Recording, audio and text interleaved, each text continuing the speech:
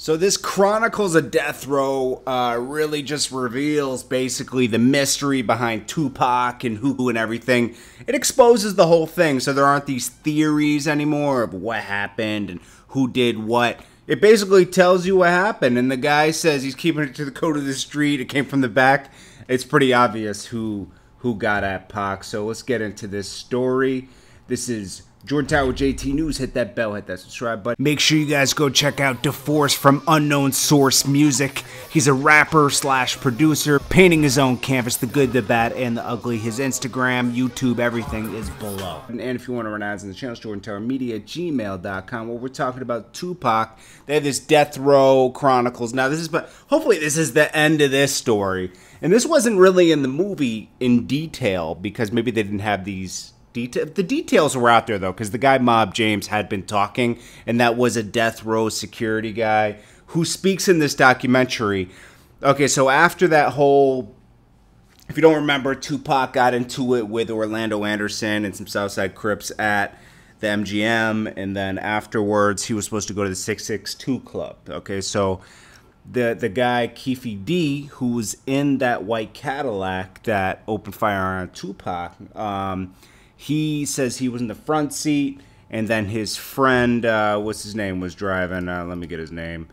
Terrence Brown was driving, and then behind him was DeAndre Smith, and then next to him was Orlando Anderson. Now, they said they went to the 662 Club, and Tupac didn't show yet, so they bounced for a second. And this is where Mob James said he saw them, they were ready for him, they knew something was going to happen because they just got into a squabble at the MGM Grand. So when they're driving, they said they pick up some liquor, they're driving down the strip, and because Tupac came out of his sunroof, because some girls were screaming his name, they saw the BMW, they saw Tupac in it, they were screaming his name, he went outside the sunroof.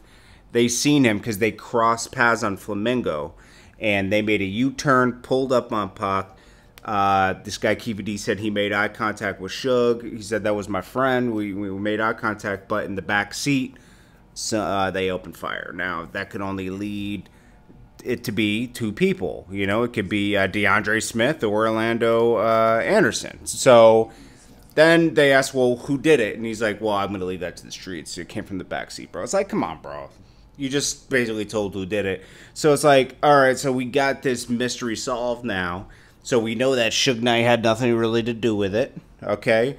It was really a Southside Crip and, like, Tupac blood problem. It was really a problem between Southside Crips and, like, Death Row, but Pac took it upon himself to, like, be a part of this beef. He shouldn't have gotten into the squabble with him at the MGM because, you know, rappers back then, it was almost cool and lame at the same time to be a rapper from people from the streets. So, like, if you got beat up by a rapper or a rapper stepped to you, it was even more disrespectful back then. So, anyways, we see what happened there. And then you can kind of, like, when you listen to other stories about what happened with Biggie, you can kind of see what happened there. It's not so much a mystery anymore, you know? It's like, and you imagine social media back then. Everybody would have told on themselves. Everybody tells on themselves now. They're like, everybody tells you what they're about to do now. I mean, just look what's happened with everything. Everybody always reveals their plans to do something. You know,